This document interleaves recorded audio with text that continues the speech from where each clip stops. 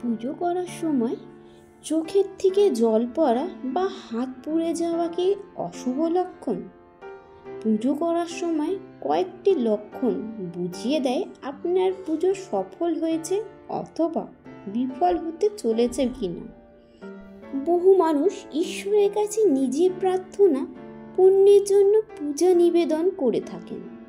পূর্ণ ভক্তি সহকারে পুজো করলে ঈশ্বর তাদের আশীর্বাদ করেন।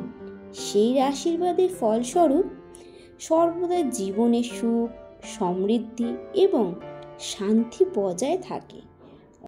অনেক সময় পুজো করার সময় আমরা এমন কিছু লক্ষণ পাই যেগুলি মাঝে মাঝে আমরা উপেক্ষা করি, কিন্তু পুজোর সময় প্রাপ্ত লক্ষণগুলি থেকে আপনি জানতে পারবেন আপনার পুজো সফল হয়েছে কি না।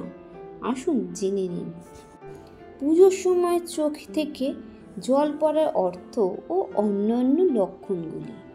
পুজোর সময় যদি কোনো ব্যক্তির চোখে জল, তার অর্থ হলো ওই ব্যক্তির মনের দুঃখ শীঘ্রই শেষ হতে চলেছে। একই সময় তিনি বিরাজমান অশুভ শক্তির বিরুদ্ধে জয় লাভ করবেন। পুজোর প্রদীপ জ্বালানোর সময় বা পুজো কোনো কাজ করতে গিয়ে যদি আপনার হাত পুড়ে যায়, তাহলে এর মানে হলো আপনি পুজোর সময় কোনো ভুল করছেন। ঈশ্বরের উপাসনা ও আচার অনুষ্ঠানের সঠিক উপায় করার চেষ্টা করুন।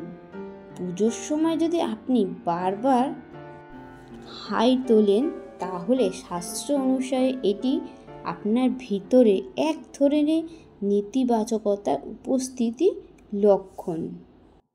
পুজো করার সময় যদি আপনার বারবার হাঁচি আসতে থাকে, তাহলে বুঝতে হবে আপনি পুজোর অমনোযোগী হয়ে পড়েছেন।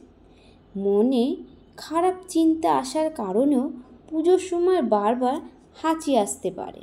পুজোর সময় যদি প্রদীপের শিখা উপরের দিকে উঠতে শুরু করে, তখন বুঝতে হবে আপনার পূজার ভগবান খুশি হয়েছে। পুজোর সময় আরও একটি শুভ লক্ষণ হলো বাড়িতে অতিথি আগমন। পুজোর দিন অথবা পুজো করার সময় যদি বাড়িতে অনেক লোকজন এসে উপস্থিত হন, তাহলে বুঝবেন সেই পুজো ঈশ্বরে অত্যন্ত সন্তুষ্ট হয়েছে।